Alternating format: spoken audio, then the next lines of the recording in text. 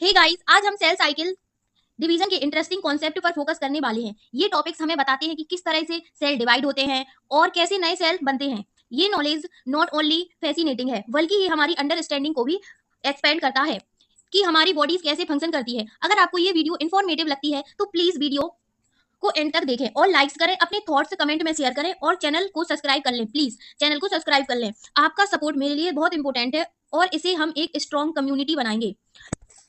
चलिए साथ मिलकर सेल साइकिल और सेल डिवीजन की मिस्ट्री को एक्सप्लोर करते हैं। तो हमने cell cycle and cell division का इंट्रोडक्शन और सेल साइकिल और इंटरफेस को पढ़ लिया था। अब हम कंटिन्यू करेंगे एम फेज से। तो चलिए स्टार्ट करते हैं साथ में मिलकर पढ़ना। तो आपको इस वीडियो में लाइन बाय लाइन और हर एक लाइन, हर एक वर्ड का अच्छे से समझाएंगे, हर एक वर्ड को अच्छे से समझाएंगे। तो आपको क्या करना है, फोकस से हर एक वर्ड पर फोकस करना है। हर एक वर्ड को अच्छे से समझाएंगे, हर एक लाइंस को, हर एक वर्ड को अच्छे से समझाऊंगी और आपको हर एक वर्ड पर फोकस करना है, वरना आप फोकस नहीं करेंगे फिर आप कहेंगे कि वीडियो अच्छी नहीं है और वीडियो को आधा ही छोड़ कर चले जाएंगे। तो इस वीडियो को एंड तक देखिए और हर एक वर्ड पर फोकस करिए। तो चलो स्टार्ट करते हैं वीडियो को और इंपॉर्टेंट लाइन को हाईलाइट करेंगे कि इस लाइन में से हमें क्या क्या इंपॉर्टेंट है। तो आज हम पढ़ेंगे एम फेज के बारे में। Cell cycle and interphase and introduction हम पढ़ चुके हैं, तो हम स्टार्ट करेंगे एम फेज से। तो this is most dramatic periods of the cell cycle involving a major reorganization of virtual all components of the cell। तो इसका मतलब क्या है, एम फेज सेल साइकिल का सबसे ड्रामेटिक पीरियड होता है, सबसे ड्रामेटिक पीरियड होता है। ये इंपॉर्टेंट है, सबसे ड्रामेटिक पीरियड होता है of the cell cycle involving a major reorganisation of virtual all components of the cell. तो एम फेज सेल साइकिल का सबसे ड्रामेटिक पीरियड होता है जिसमें जिसमें पेरेंट्स और प्रोजेनी सेल में मेजर रीऑर्गेनाइजेशन होते हैं। एम फेज सेल साइकिल का सबसे ड्रामेटिक पीरियड होता है जिसमें पेरेंट्स और प्रोजेनी सेल में मेजर रीऑर्गेनाइजेशन होते हैं। इस फेज को since the number of chromosome in parents and progeny cell is the same, it's is called as equational division. तो एम फेज सेल साइकिल का सबसे ड्रामेटिक फेज होता है, पीरियड होता है जिसमें पेरेंट्स और प्रोजेनी सेल में मेजर रीऑर्गेनाइजेशन होता है। इस फेज को इक्वेशनल डिवीजन भी कहते हैं। इस फेज को क्या कहते हैं, इक्वेशनल डिवीजन भी कहते हैं। इस फेज को इक्वेशनल डिवीजन भी कहते हैं। इस फेज को इक्वेशन डिवीजन क्यों कहते हैं, इस फेज को इक्वेशन डिवीजन भी कहते हैं क्योंकि इसमें पेरेंट सेल से प्रोजेनी सेल्स में क्रोमोसोम का इक्वल डिस्ट्रीब्यूशन होता है। ये इंपॉर्टेंट है। क्यों कहते हैं इक्वेशनल डिवीजन, इसका मतलब है कि क्योंकि इसमें पेरेंट्स सेल से जो पेरेंट्स के सेल होते हैं वो प्रोजेनी सेल में क्रोमोसोम का इक्वल डिस्ट्रीब्यूशन होता है। जो पेरेंट्स के सेल है वही प्रोजेनी सेल में इक्वल यानी सेम डिस्ट्रीब्यूशन होता है, इसीलिए हम इसे इक्वेशनल डिवीजन कहते हैं। Thoughts for convenience mitosis has been divide into 4 stages of nuclear division karyokinesis। it is very essential to understand that cell division is a progressive process and very clear cut lines cannot be drawn between various stages। karyokinesis involve following 4 stages। तो mitosis को 4 M phase को ही हम क्या कहते हैं, mitosis. तो mitosis को 4 stage में डिवाइड किया गया है। माइटोसिस को 4 स्टेज में डिवाइड किया गया है। 4 कन्वेंस माइटोसिस को 4 स्टेज में डिवाइड किया गया है। 4 स्टेज में डिवाइड किया गया है कन्वेंस। लेकिन ये इंपॉर्टेंट है समझने के लिए कि सेल डिवीजन एक प्रोग्रेसिव प्रोसेस है। ये समझने के लिए कि सेल डिवीजन एक प्रोग्रेसिव प्रोसेस है और किसी भी स्टेज के बीच में क्लियर कट लाइंस ड्रॉ करने का चैलेंजिंग हो सकता है। कैरियोकाइनेसिस यानी क्या होता है, कैरियोकाइनेसिस यानी न्यूक्लियर डिवीजन। इंपॉर्टेंट, कैरियोकाइनेसिस यानी न्यूक्लियर डिवीजन। फिर से बता रही हूँ, कैरियोकाइनेसिस यानी न्यूक्लियर डिवीजन 4 स्टेज में होता है। कैरियोकाइनेसिस 4 स्टेज में होता है। माइटोसिस कैरियोकाइनेसिस एक ही है, मतलब न्यूक्लियर डिवीजन 4 स्टेज में होता है। कैरियोकाइनेसिस 4 स्टेज में होता है या फिर माइटोसिस 4 स्टेज में होता है, हम कुछ भी कह सकते हैं। तो 4 स्टेज में होता है। तो 4 स्टेज में होता है। सबसे पहले प्रोफेज, मेटाफेज, एनाफेज, टीलोफेज। कौन कौन से, सबसे पहले prophase, metaphase, anaphase, telophase. Prophase, metaphase, anaphase और टीलोफेज। आप क्या करेंगे, इन चारों को कमेंट्स में लिखेंगे। माइटोसिस की कितनी स्टेज होती है, या फिर कैरियोकाइनेसिस की कितनी स्टेज होती है, या फिर न्यूक्लियर डिवीजन की कितनी स्टेज होती है। तो कैरियोकाइनेसिस को ही क्या कहते हैं, न्यूक्लियर डिवीजन कहते हैं, जो कि माइटोसिस में होती है। माइटोसिस, कैरियोकाइनेसिस या न्यूक्लियर डिवीजन एक ही है। तो कैरियोकाइनेसिस की कितनी स्टेज होती है, प्रोफेज, मेटाफेज, एनाफेज, टीलोफेज। हमें कमेंट करके बताएंगे prophase, anaphase, telophase, prophase, metaphase, anaphase, telophase. Okay, अब आई समझ, प्रोफेज, मेटाफेज, एनाफेज, टीलोफेज। अब हम आगे पढ़ेंगे इन स्टेज को। तो सबसे पहली स्टेज पढ़ेंगे हम प्रोफेज को डिटेल्स में और मेटाफेज को पढ़ेंगे एनाटीलो। इन चारों को हम क्या पढ़ेंगे, डिटेल्स में। तो सबसे पहला स्टेज है कैरियोकाइनेसिस का या माइटोसिस का, प्रोफेज। तो चलिए हम समझते हैं कि प्रोफेज क्या होता है, प्रोफेज की कहानी, जो कि कैरियोकाइनेसिस का फर्स्ट स्टेज है।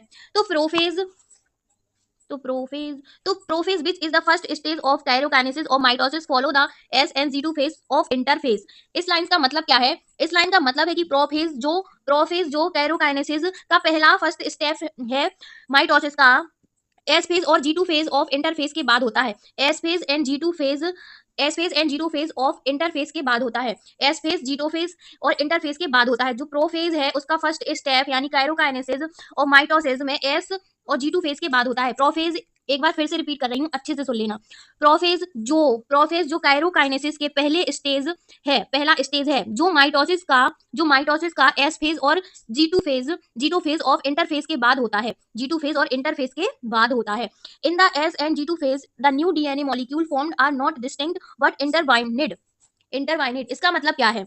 तो जो S और G2 फेज में जो न्यू डीएनए होता, S और G2 फेज में जो न्यू डीएनए होता, न्यू डीएनए होता, मॉलिक्यूल फॉर्म होते हैं। न्यू डीएनए में क्या होते हैं? मॉलिक्यूल फॉर्म होते हैं। मॉलिक्यूल फॉर्म होते हैं।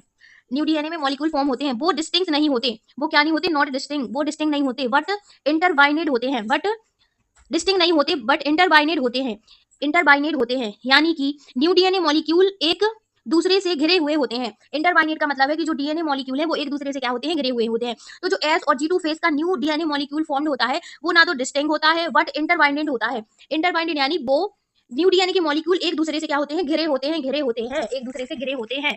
डिस्टिंक्ट नहीं होते, बस घिरे होते हैं। अब prophase is mark by the initiation of condensation of chromosome material.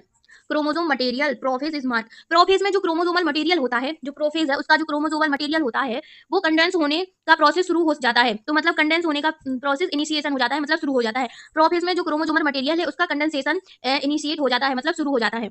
The chromosome material become untangled during the process of chromatin condensation. Figure 10.2। तो जब the chromosome material become untangled during the process of chromatin condensation. तो जो chromatin condensation है, जब chromatin condensation होता है तो prophase में क्रोमोजोम मटेरियल अनटेंगल्ड नहीं होता बल्कि टेंगल्ड और इंटरवाइंड हो जाता है। जब सेंट्रोमियर एस फेज के the centromere which had undergo duplication during S phase of interphase now being to move towards opposite poles of cells। इंटरबाइंड हो जाते हैं जब सेंट्रोमियर एस फेज के ड्यूरिंग डुप्लीकेट होता है। जब एस फेज के दौरान डुप्लीकेट होता है तो प्रोफेज के वक्त ये अपोजिट पोल्स की तरफ मूव करना शुरू कर देते हैं। क्या कर देते हैं? अपोजिट पोल्स की तरफ मूव करना शुरू कर देते हैं। कब करना शुरू कर देते हैं? जब सेंट्रोमियर एस फेज के ड्यूरिंग डुप्लीकेट होता है। जब एस फेज चलता है तो जो सेंट्रोमियर है मतलब डुप्लीकेट होने लगता है, तब ये क्या हो जाते हैं? अपोजिट पोल्स की तरफ मूव होना शुरू हो जाते हैं। उसके बाद undergo duplicate during S phase interphase. तो interphase now being to move toward opposite poles, मतलब अपोजिट पोल्स की तरफ मूव होना शुरू हो जाते हैं। The completion of prophase can thus be mark by following characteristic event. तो प्रोफेज को कंप्लीशन कुछ कैरेक्टरिस्टिक इवेंट से मार्क किया जा सकता है। कंप्लीशन ऑफ प्रोफेज कैरेक्टर से मार्क किया जा सकता है। तो first event, chromosomal material condense to form compact mitosis chromosomes. मतलब जब क्रोमोसोम मटेरियल कंडेंस होता है तो प्रोफेज में तो कॉम्पैक्ट माइटोटिक क्रोमोसोम बन जाते हैं। जब क्रोमोसोम मटेरियल कंडेंस होता है तो प्रोफेज में कॉम्पैक्ट माइटोसिस क्रोमोसोम बन जाते हैं। Chromosome are seen to be composed of two chromatid attached together at the center. दो क्रोमेटिड्स से कंपोज्ड होते हैं जो सेंट्रोमियर के पास अटैच होते हैं। जो कहां अटैच होते हैं? सेंट्रोमियर के पास अटैच होते हैं। Centromere which had undergo duplication during interphase being to move toward opposite poles of the cell. Centromere, इसका मतलब है कि सेंट्रोमियर एक पॉइंट होता है। मैं समझा रही हूँ अपने आप से। तो सेंट्रोमियर एक पॉइंट होता है जहां दोनों क्रोमेटिन अटैच होते हैं। जहां क्या होते हैं? एक पॉइंट होता है जहां दोनों क्रोमेटिन अटैच होते हैं। ये अटैचमेंट डिवीजन की प्रोसेस में सही अलाइनमेंट से सेग्रीगेशन को इंश्योर करता है। जब सेंट्रोमियर इंटरफेस के ड्यूरिंग डुप्लीकेट होता है तो प्रोफेज के दौरान अपोजिट पोल्स की तरफ मूव करते हैं। हर सेंट्रोमियर माइक्रोट्यूब्यूल को रेडिएट करता है। ईच सेंट्रोमियर माइक्रोट्यूब्यूल्स को रेडिएट करता है जो एस्ट्रे के रूप में जाना जाता है। The two ashtray together with spindle fibre from mitosis apparatus. जब दोनों एस्ट्रे स्पिंडल फाइबर के साथ मिलकर एक माइटोसिस अपैरेटस बनाता है तो ये सेल डिवीजन के लिए क्रूशियल स्ट्रक्चर बन जाता है। तो इवेंट समझ में आए तो कमेंट करके बता दीजिए। When view under the microscope, do not do not show Golgi apparatus endoplasmic reticulum nucleus and nuclear envelope. ये लाइन बहुत इंपॉर्टेंट है। तो इसका मतलब क्या है, जब माइक्रोस्कोप के नीचे, जब हम माइक्रोस्कोप के नीचे देखने जाते हैं, तो जो गोल्जी एपरेटस है, कॉम्प्लेक्स है, एंडोप्लाज्मिक रेटिकुलम है, न्यूक्लियस है एंड न्यूक्लियर एनवलप है, नहीं दिखते हैं। एम प्रोफेज में ये सब नहीं दिखते हैं, ये वेरी इंपॉर्टेंट है। जब हम माइक्रोस्कोप से देखते हैं तो Golgi apparatus, endoplasmic reticulum, nucleus and nuclear envelope नहीं दिखते हैं। काय में नहीं दिखते हैं? प्रोफेज में नहीं दिखते हैं। अब हम आगे पढ़ेंगे metaphase. Metaphase, the complete disintegration of the nuclear envelope mark the start of the second phase of mitosis, hence the chromosome are separate through the cytoplasm of the cell. इसका मतलब क्या है, जब सेल को न्यूक्लियर एनवलप पूरा disintegrate हो जाता है, जो सेल का न्यूक्लियर एनवलप है, जो सेल का न्यूक्लियर एनवलप है वो पूरा डिसइंटीग्रेट हो जाता है, तब माइटोसिस का दूसरा फेज शुरू होता है। जब माइटोसिस का क्या होता है, सेकंड फेज शुरू होता है। कब होता है? जब न्यूक्लियर एनवलप डी इंटीग्रेट हो जाता है, तब तब माइटोसिस का दूसरा फेज शुरू होता है, जिसे हम मेटाफेज कहते हैं, जिसे हम मेटाफेज कहते हैं। इस फेज में क्रोमोसोम सेल के साइटोप्लाज्म में स्प्रेड हो जाते हैं। इस फेज में क्या होता है, जो क्रोमोसोम है वो साइटोप्लाज्म में स्प्रेड हो जाते हैं। Why this stage condensation of chromosomes is complete and they can be observed clearly under the microscope। इस स्टेज तक क्रोमोसोम का कंडेंसेशन कंप्लीट हो जाता है। इस स्टेज तक जो क्रोमोसोम का कंडेंसेशन है कंप्लीट हो जाता है और माइक्रोस्कोप के नीचे क्लियरली ऑब्जर्व किया जा सकता है। माइक्रोस्कोप के नीचे क्लियरली ऑब्जर्व किया जा सकता है। This is the stage of which morphology of chromosomes is most easily study. इस स्टेज में क्रोमोसोम का मॉर्फोलॉजी का सेफ सबसे इजीली स्टडी किया जा सकता है। At this stage, metaphase chromosome is made up of two sister chromatin which are held together by centromere। इस स्टेज में मेटाफेज क्रोमोसोम दो सिस्टर क्रोमेटिन से बना होता है, जो सेंट्रोमियर के दौरान एक साथ बंधे होते हैं। टुगेदर हेल्ड, एक साथ बंधे होते हैं। टुगेदर हेल्ड का मतलब एक साथ बंधे होते हैं। Small disc structure at the surface of the centromere are called kinetochore. इसका मतलब क्या है, जो सेंट्रोमियर के सरफेस पर जो छोटे छोटे डिस्क सेव स्ट्रक्चर होते हैं उन्हें हम काइनेटोकोर कहते हैं। जो सेंट्रोमियर के सरफेस पर छोटे छोटे डिस्क लाइक स्ट्रक्चर होते हैं उसे हम सेंट्रोमियर कहते हैं। This structure serve as the site of attachment of spindle fibre formed by the spindle fibre to the chromosome that are move into opposite at the centre of cell.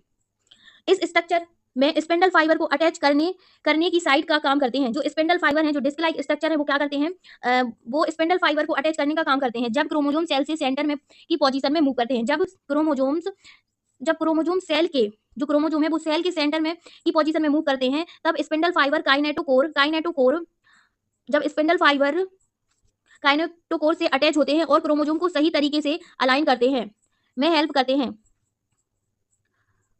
The metaphase is characteristic by the chromosome coming to lie at equator with one chromatin of each chromosome connect by its kinetochore to spindle fiber from one pole and its center chromatin। इसीलिए metaphase में सभी chromosome equator पर आकर line होते हैं, जहां हर chromosome का एक क्रोमेटिन अपने काइनेटोकोर के थ्रू एक पोल से आने वाले स्पिंडल फाइबर से कनेक्टेड होते हैं और उसकी सिस्टर क्रोमेटिन अपोजिट पोल्स से आने वाले स्पिंडल फाइबर से कनेक्ट होती हैं। The plane of alignment of the chromosome at metaphase is referred to as metaphase plate. The key feature of metaphase are. तो मेटाफेज में क्रोमोसोम का अलाइनमेंट, जो मेटाफेज है उसमें क्रोमोसोम का अलाइनमेंट का प्लेन ऑफ मेटाफेज प्लेट कहते हैं। जो क्रोमोसोम का अलाइनमेंट है उस प्लेन को हम मेटाफेज प्लेट कहते हैं। अब हम मेटाफेज के की फीचर को पढ़ेंगे। तो फर्स्ट क्या है, spindle fibre attach to kinetochore of chromosome. मतलब जो स्पिंडल फाइबर है वो क्रोमोसोम के काइनेटोकोर से अटैच होते हैं। स्पिंडल फाइबर क्रोमोसोम के काइनेटोकोर से क्या होते हैं, अटैच होते हैं। दूसरा, chromosome are move to spindle equator and get aligned along metaphase plate through spindle fibre to both poles. मतलब जो क्रोमोसोम है स्पिंडल इक्वेटर पर मूव होते हैं और स्पिंडल फाइबर के थ्रू दोनों पोल्स के लिए मेटाफेज प्लेट के अलोंग अलाइन होते हैं। अब हम आगे पढ़ेंगे एनाफेज। तो एनाफेज क्या है? Anaphase at the one set of anaphase each chromosome arrange at the metaphase plate is split simultaneously at the two daughter chromatids now referred to as daughter chromosomes of future daughter nuclei being their migration towards the opposite poles। इसका मतलब है कि anaphase की शुरुआत पर हर chromosomes हैं जो metaphase plate पर अरेंज हैं, ठीक है, अभी हमने देखा था मेटाफेज में कि अरेंज थे, तो साइमल्टेनियसली स्प्लिट होते, मतलब वो धीरे धीरे क्या होने लगते, अलग होने लगते हैं। और दो डॉटर क्रोमेटिड हैं जो अब वो फ्यूचर डॉटर पोल्स के डॉटर क्रोमोसोम कहलाते हैं। वो जो जो मेटाफेज पर क्रोमोसोम है वो धीरे धीरे अलग होने लगते हैं, और जो दो डॉटर क्रोमेटिन है जो अब फ्यूचर डॉटर पोल्स की डॉटर क्रोमोसोम कहलाती हैं। ठीक है, जब हर chromosome equational plate as each chromosome, हर chromosome equational plate, the centromere of each chromosome remains direct toward the poles and hence at the leading edge with the arm of the chromosome trailing behind। मतलब जब हर chromosome equatorial plate से दूर move करता है तो हर chromosome के centre पोल की तरफ डायरेक्टेड होते हैं, इसलिए लीडिंग एज पर रिमेन्स करता है, जबकि क्रोमोसोम के आर्म टेलिंग पोजीशन में होते हैं, with the arm chromosome telling position में होते हैं। Thus anaphase stage is characterised by. अब हम एनाफेज के कैरेक्टरिस्टिक पढ़ेंगे। इसलिए एनाफेज स्टेज में की इवेंट्स होते हैं। Centromere split and chromatin separate. Centromere से chromatin move to opposite poles. मतलब सेंट्रोमियर स्प्लिट होता है, अलग होता है, और क्रोमेटिन अलग हो जाते हैं। सेंट्रोमियर स्प्लिट होता है एंड क्रोमेटिन सेपरेट हो जाते हैं, और जो क्रोमेटिन अपोजिट पोल्स की तरह मूव करते हैं, और क्रोमेटिन अपोजिट पोल्स की तरह मूव करते हैं। अब हम आगे पढ़ेंगे telophase. At the beginning of the final stage of karyokinesis isotelophase, the chromosome that have reached their respective poles decondense and lose their individuality. The individual chromosomes can no longer be seen, and each set of chromatin material tend to collect at each of the two poles. इसका मतलब क्या है? तो जो telophase की शुरुआत में जो क्रोमोसोम अपने रिस्पेक्टिव पोल तक पहुंच चुके होते हैं, तो जो टीलोफेज की शुरुआत में जो क्रोमोसोम अपने रिस्पेक्टिव पोल्स तक पहुंच चुके होते हैं वो डीकंडेंस हो जाते हैं और अपनी इंडिविजुअलिटी खो देते हैं। लूज देयर इंडिविजुअलिटी, वो डीकंडेंस हो जाते हैं और lose their individuality. Individual chromosome अब नहीं दिखते हैं। इंडिविजुअल क्रोमोसोम अब नहीं दिखते हैं। वो अपनी इंडिविजुअलिटी लूज कर देते हैं, डीकंडेंस हो जाते हैं, जो रिस्पेक्टिव पोल्स में फाइनल स्टेज तक पहुंचे थे। हर set of chromatin material tend करता है each set of chromatin material tend करता है कि दोनों पोल्स पर कलेक्ट हो जाए, ईच पोल्स पर कलेक्ट हो जाए। इस स्टेज में ये की इवेंट होते हैं। अब देखते हैं क्या की इवेंट होते हैं। Chromosome cluster to opposite spindle poles and their identifies lost as discrete element. Oh no, इसका मतलब है कि क्रोमोसोम अपोजिट स्पिंडल पोल्स पर क्लस्टर हो जाते हैं, लेकिन उसकी इंडिविजुअलिटी आइडेंटिटी डिस्क्रीट एलिमेंट के रूप में लॉस्ट हो जाती है, डिस्क्रीट यूनिट के रूप में। Nuclear envelope develop around the chromosome cluster at each poles forming two daughter nuclei. मतलब इस स्टेज में जो न्यूक्लियर इन्वलप है क्रोमोसोम क्लस्टर जो न्यूक्लियर इन्वलप है क्रोमोसोम क्लस्टर के आसपास डेवलप होता है। आसपास क्या होने लगता है? फॉर्म होने लगता है, डेवलप होने लगता है, जिससे दो डॉटर न्यूक्लियर बनते हैं। साथ ही nucleolus Golgi complex and endoplasmic reticulum भी रिफॉर्म होते हैं। क्या होते हैं? रिफॉर्म होते हैं। Nucleus, Golgi complex and endoplasmic reticulum reform हो।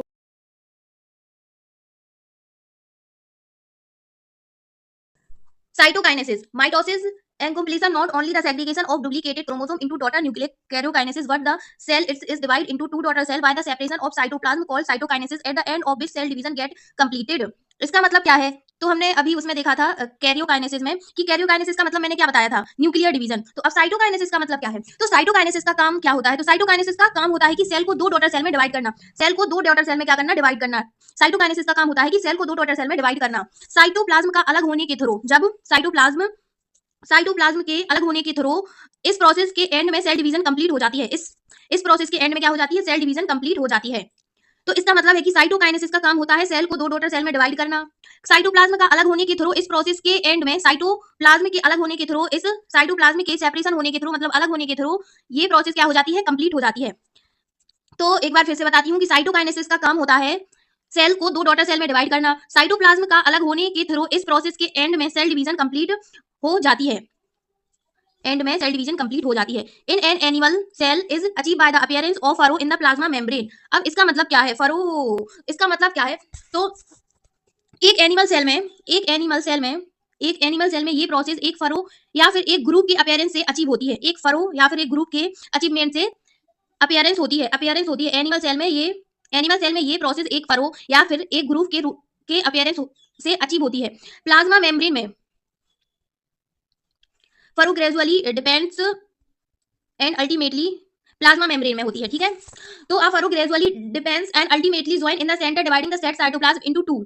इसका मतलब क्या है, ये फरो धीरे गहरा होता है, ये फरो क्या होता है, धीरे धीरे गहरा होता है, होता जाता है और अंत में सेंटर में ज्वाइन कर जाता है। मतलब फरो का मतलब है कि वो धीरे धीरे क्या होता है, गहरा होता है और एंड में क्या करता है, एक एंड में क्या करता, सेंटर में ज्वाइन हो जाता है, सेंटर में क्या हो जाता है, ज्वाइन हो जाता है, जिससे सेल साइटोप्लाज्म दो पार्ट में डिवाइड हो जाते हैं, जिससे सेल साइटोप्लाज्म दो पार्ट में डिवाइड हो जाते हैं, जिससे सेल साइटोप्लाज्म दो पार्ट में डिवाइड हो जाते हैं। फरो धीरे धीरे क्या हो जाता है, गहरा हो जाता है, फरो गहरा हो जाता है और सेंटर में ज्वाइन हो जाता है, जिससे साइटोप्लाज्म दो पार्ट में डिवाइड हो जाते हैं। Plant cell however are enclosed by as relatively inextensively cell wall, therefore they undergo cytokinesis via different mechanism. अब प्लांट सेल में देखेंगे तो प्लांट सेल के अंदर एक रिलेटिवली इनएक्सटेंसिवली सेल वॉल होती है। प्लांट सेल में क्या होती है, एक रिलेटिवली एक्सटेंसिवली सेल वॉल होती है, सेल वॉल होती है। इसलिए ये साइटोकाइनेसिस को अलग मैकेनिज्म में एक्सपीरियंस करते हैं, इसीलिए क्या करते हैं, ये साइटोप्लाज्म को अलग मैकेनिज्म में एक्सपीरियंस करते हैं, इसीलिए ये क्या करते हैं, साइटोप्लाज्म में डिफरेंट मैकेनिज्म में एक्सपीरियंस करते हैं। In plant cell wall formation start in centre of the cell and grow outward to meet extensive lateral wall. तो इसका मतलब क्या है, प्लांट सेल में सेल वॉल फॉर्मेशन सेल के सेंटर में होती है, प्लांट सेल में सेल की फॉर्मेशन कहाँ होती है, सेंटर में होती है, शुरू होती है और बाहर की तरफ ग्रो करती है, और बाहर की तरफ क्या करती है, आउटवर्ड ग्रो करती है, आउटवर्ड ग्रो करती है और सेंटर में उसकी फॉर्मेशन होती है, आउटवर्ड ग्रो करती है, आउटवर्ड ग्रो करती है एक्सटेंसिंग लेटरल वॉल से मिलने तक, एक्सजस्टिंग लेटरल वॉल से मिलने तक आउटवर्ड ग्रो करती है, एक्सजस्टिंग लेटरल वॉल से मिलने तक। The formation of new cell wall being with the formation of a simple precursor called the cell plate. अब इसका मतलब क्या है, तो न्यू सेल वॉल का फॉर्मेशन, एक जो न्यू सेल वॉल है, जो न्यू सेल वॉल है उसका फॉर्मेशन एक सिंपल प्रोसीजर से शुरू होता है, कैसे होता है, सिंपल प्रोसीजर से शुरू होता है, जिससे सेल प्लेट कहते हैं, जिससे क्या कहते हैं, सेल प्लेट कहते हैं। मतलब कि न्यू सेल वॉल का फॉर्मेशन एक सिंपल प्रोसीजर से बिगिनिंग होता है, जिसे हम सेल प्लेट कहते हैं। That represent the middle lamella between the wall of two adjacent cell. जब साइटोप्लाज्म डिवाइड होता है तब ऑर्गेनेली, जिसे हम माइक्रोकॉन्डिया सेल प्लेट कहते हैं। At the time of cytoplasm division organelle like माइक्रोकॉन्डिया and plastid get distributed between the two daughter cell. जब साइटोप्लाज्म डिवाइड होता है तब ऑर्गेनेली जिसे हम माइक्रोकॉन्डिया और प्लास्टिड कहते हैं, वो दो डॉटर सेल के बीच डिस्ट्रीब्यूट हो जाती हैं, दो डॉटर सेल के बीच क्या हो जाती है, डिस्ट्रीब्यूट हो जाती है। जब साइटोप्लाज्म डिवाइड होता है तो जो ऑर्गेनेली हैं, जिसे हम माइक्रोकॉन्डिया और प्लास्टिड कहते हैं, वो दो डॉटर सेल के बीच में क्या हो जाती है, बिटवीन डिवाइड हो जाती हैं, बीच में डिवाइड हो जाती हैं। अब आगे, इन some organism karyokinesis is not followed by cytokinesis, as a result of which multinucleated condition arise leading to formation of centum liquid endosperm in coconut। अब क्या है कि कुछ ऑर्गेनिज्म हैं जिनमें कैरियोकाइनेसिस के बाद साइटोकाइनेसिस नहीं होती, कुछ ऑर्गेनिज्म हैं जिनमें कैरियोकाइनेसिस के बाद क्या होती है, साइटोकाइनेसिस नहीं होती। सम ऑर्गेनिज्म में कैरियोकाइनेसिस के बाद साइटोकाइनेसिस नहीं होती, जिसकी वजह से क्या होता है, जो मल्टीन्यूक्लिएटेड कंडीशन होती है, जिससे सिंसिटम बन जाते हैं, जिससे क्या बन जाते हैं, ये बन जाते हैं।